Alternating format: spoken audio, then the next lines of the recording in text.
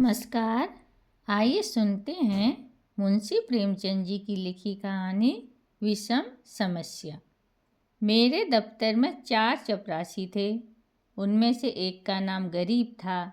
बहुत ही सीधा, बड़ा आज्ञाकारी, अपने काम में चौकस रहने वाला, घुड़कियाँ खाकर चुप रह जाने वाला, यथा नाम तथा गुण गरीब मनुष्य था। मुझे इस दफ्तर में आए साल भर हो गया था, मगर मैंने उसे एक दिन के लिए भी गैर हाजिर नहीं पाया था। मैं उसे 9 बजे दफ्तर में अपनी दरी पर बैठे हुए देखने का ऐसा आदी हो गया था, मानो वह भी इस इमारत का कोई अंग है। इतना सरल है कि किसी की बात टालना जानता ही न था। एक चपरासी मुसलमान था। उससे सारा दफ्तर डरता है, मालूम नहीं क्यों। मुझे तो इसका कारण सिवा उसकी बड़ी बड़ी बातों के और कुछ नहीं मालूम होता। उसके कथनानुसार उसके चचेरे भाई रामपुर सियासत में कोतवाल थे।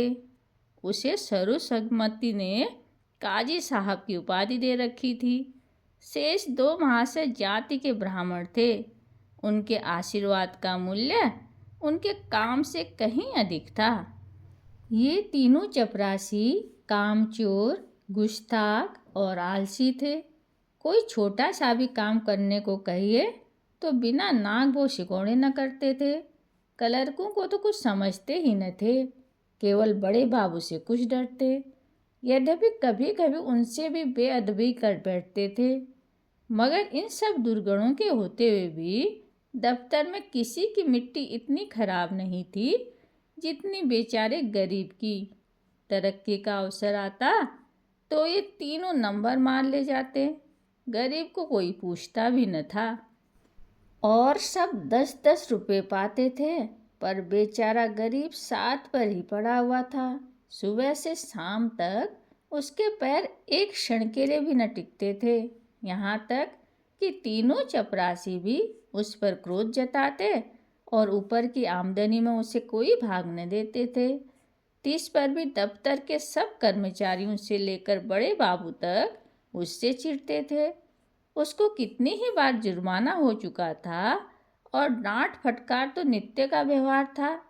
इसका रहस्य मेरी समझ में कुछ नहीं आता था। मुझे उस पर दया आती थी और अपने बर्ताव से मैं यह दिखाना चाहता था कि उसका आदर मेरी दृष्टि में अन्य तीनों चपरासियों से कम नहीं है। यहाँ तक कि कई बार मैं उसके पीछे कर्मचारियों से लड़ भी चुका था। एक दिन बड़े बाबू ने गरीब से अपनी मेज़ साफ करने को कहा। वह तुरंत मेज़ साफ करने लगा।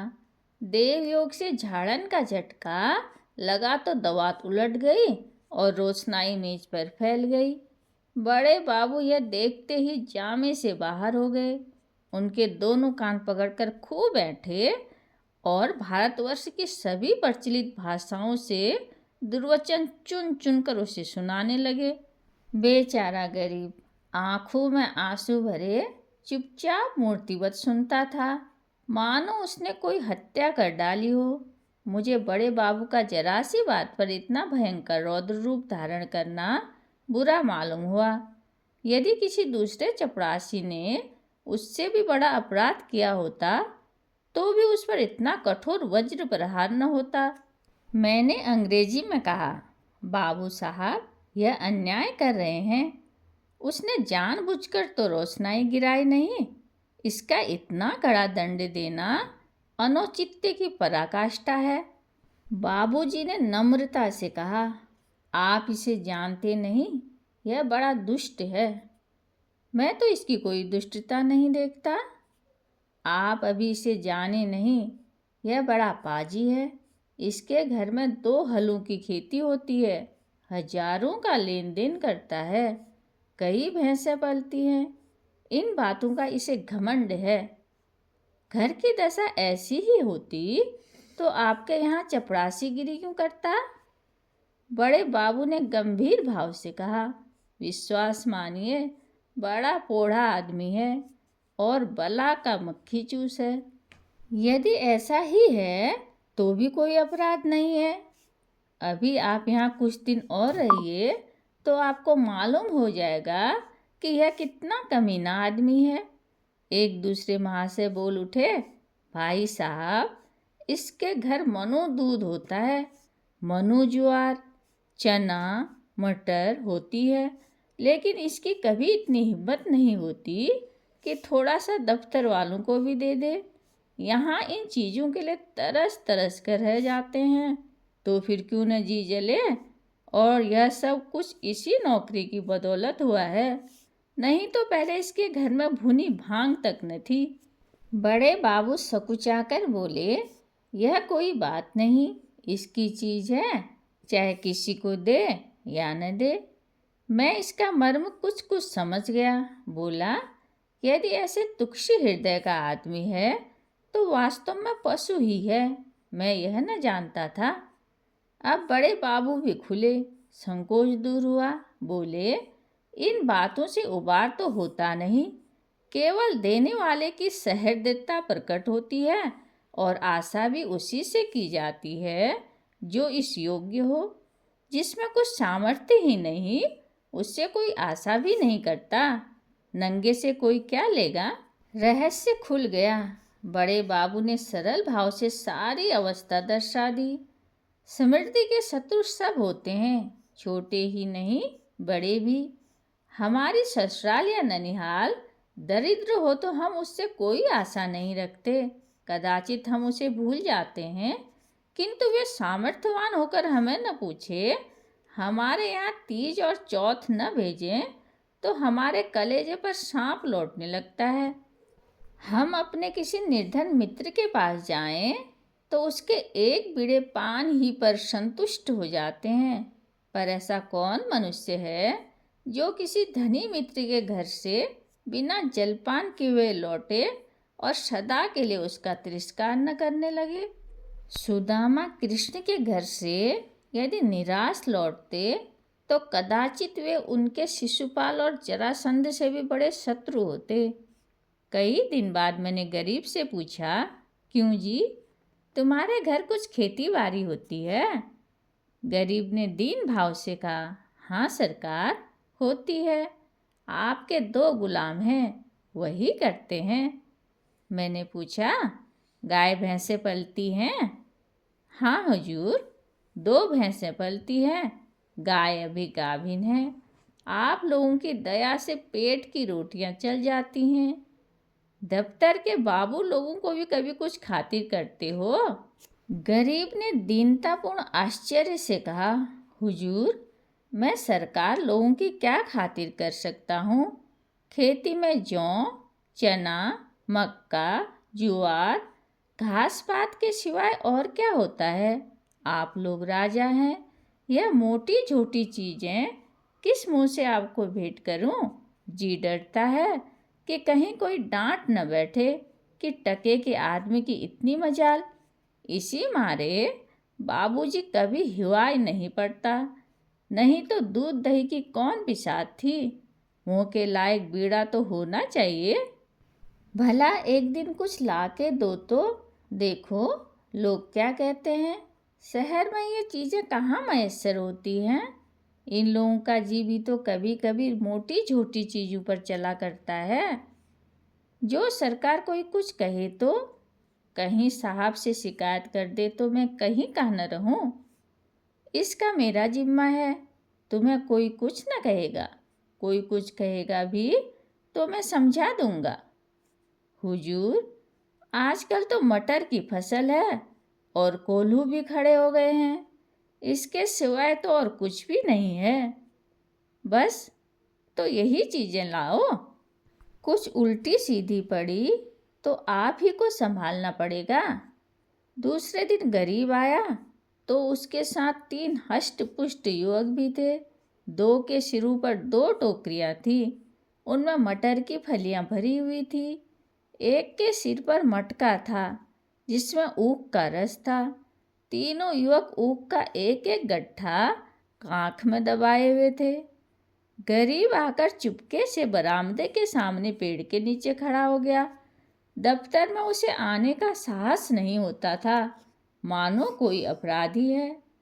वृक्ष के नीचे खड़ा ही था कि इतने में दफ्तर के चपरासियों और अन्य कर्मचारियों ने उसे घेर लिया।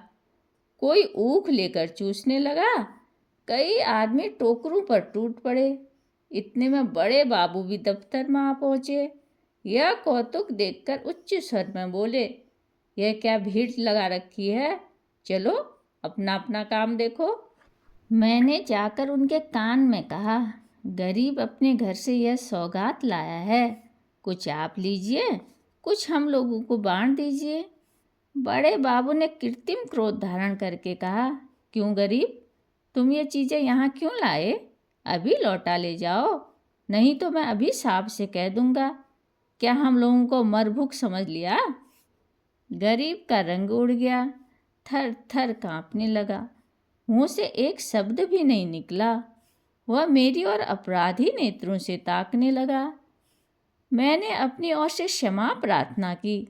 बहुत कहने सुनने पर बाबू साहब राजी हुए। सब चीज़ों में से आधी अपने घर भिजवाई, आधी में अन्य लोगों के हिस्से लगाए। इस प्रकार यह अभिनय समाप्त हुआ। अब दफ्तर में गरीब का मान होने लगा। उसे नित्य घुड़कियाँ न मिलती, दिन भर दौड़ना न पड़ता। कर्मचारियों के व्यंग और अपने सहवर्गियों के कटु वाक्य न सुनने पड़ते।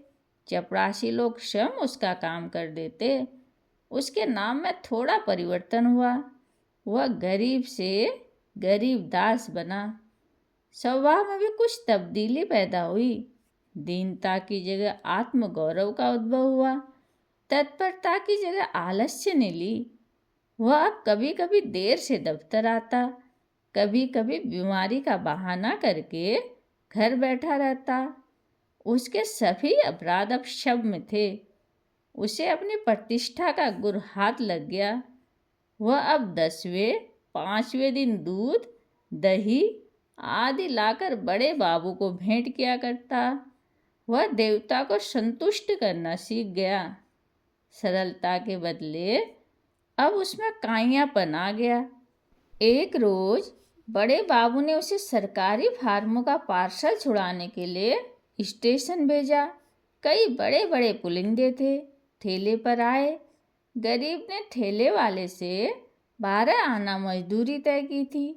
जब कागज दफ्तर में पहुंच गए तो उसने बाबू से 12 आने पैसे ठेले वाले को देने के लिए वसूल किए। लेकिन दफ्तर से कुछ दूर जाकर उसकी नीयत बदली, अपनी दस्तूरी मांगने लगा। ठेले वाला राजी न हुआ। इस पर गरीब ने बिगड़कर सब पैसे जेब में रख लिए और धमका कर बोला, अब 1 फूटी कौड़ी न दूंगा, जाओ जहाँ चाहो फरियाद करो, देखें हमारा क्या बना लेते हो। ठेले वाले ने जब देखा कि भेंट न देने से जमा ही गायब हुई जाती है तो रो धोकर 4 आने पैसे देने को राजी हुआ। गरीब ने 98 उसके हवाले की और 12 आने की रसीद लिखवाकर उसके अंगूठे का निशान लगवाया और रसीद दफ्तर में दाखिल हो गई। यह कौतूहल देखकर मैं दंग रह गया। यह वही गरीब है जो कई महीने पहले सत्यता और दीनता की मूर्ति था, जिसे कभी अन्य चपरासियों से भी अपने हिस्से की रकम मांगने का साहस न होता था। दूसरों को खिलाना भी न जानता था, खाने का जिक्र ही क्या। मुझे यह स्वभावांतर देखकर अत्यंत खेद हुआ।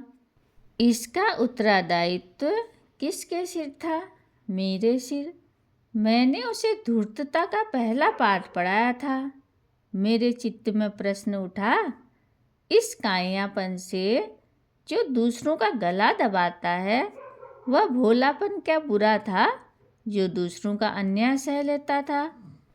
वह अशुभ मुहूर्त था जब उसे मैंने प्रतिष्ठा प्राप्ति का मार्ग दिखाया, क्योंकि वास्तव में वह उसके पतन का भयंकर मार्ग था।